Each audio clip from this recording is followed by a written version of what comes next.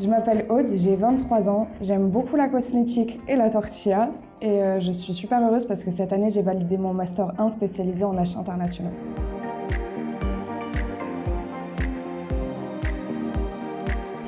Donc les premiers symptômes sont apparus en été 2020 et la situation s'est dégradée assez rapidement.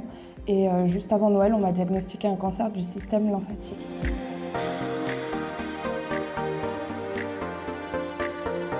Alors ça n'a pas du tout été un choc, au contraire, je m'étais préparée à ce diagnostic depuis des mois et l'annonce en fait du médecin était un soulagement et ça a été très libérateur parce que ça marquait aussi la fin d'une période de mal-être et de douleur physique.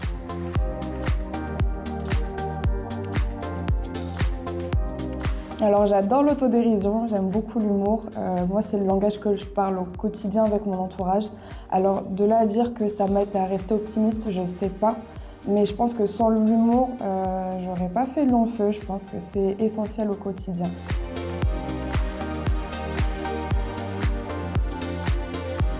Énormément. Alors je savais que j'allais recevoir des messages, mais je m'attendais pas à avoir autant de messages, de témoignages, de personnes qui donnent des conseils, qui en demandent, des personnes justement qui ont juste envie d'échanger sur le sujet. J'ai été extrêmement surprise de la facilité avec laquelle les gens en ont discuté et le maître mot dans toutes les conversations qu'on a eues, ça a été la bienveillance.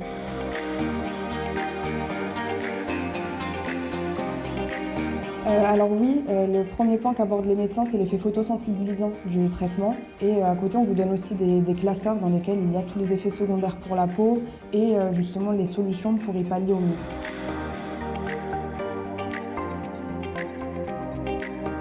Alors au tout début, ça a été surtout au niveau des jambes et des pieds. J'ai connu une sécheresse cutanée extrême qui est assez vite passée. Actuellement, en termes de sécheresse cutanée, c'est surtout au niveau des mains, mais c'est pas non plus conséquent. Et très surprise, j'ai eu un changement au niveau du grain de peau. Donc mon grain de peau s'est nettement amélioré. Et par contre, il y a eu la réapparition de taches de rousseur qui est due justement à l'effet photosensibilisant des produits et dès qu'on sort au soleil, justement, on s'expose à ces petites taches.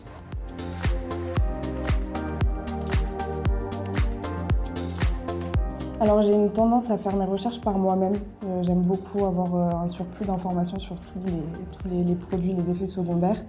Et on est aussi encadré par une socio-esthéticienne.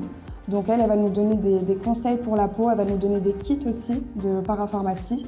Mais c'est vrai qu'on n'a pas un suivi avec un dermatologue et c'est vrai que peut-être ce côté professionnel est un peu manquant.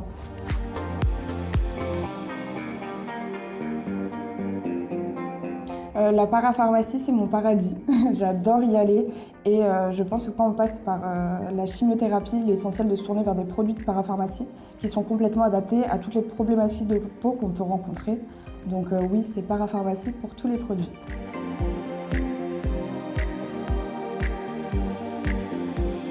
C'est vrai que je suis toujours partie du principe que l'acceptation était le maître mot justement pour s'en sortir quand on vit un cancer.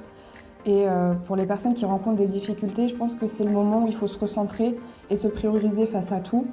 L'essentiel, c'est de faire les choses simples, de savoir ce que tu aimes, ce que tu n'aimes pas et d'aller à ton rythme. C'est normal d'être triste, c'est normal d'avoir des moments avec des coups de mou, mais il ne faut pas lâcher. Et si c'est difficile, il faut aussi savoir se tourner vers ses proches. Il faut se tourner vers des professionnels aussi qui sont là pour nous encadrer et je pense que c'est la solution pour s'accepter.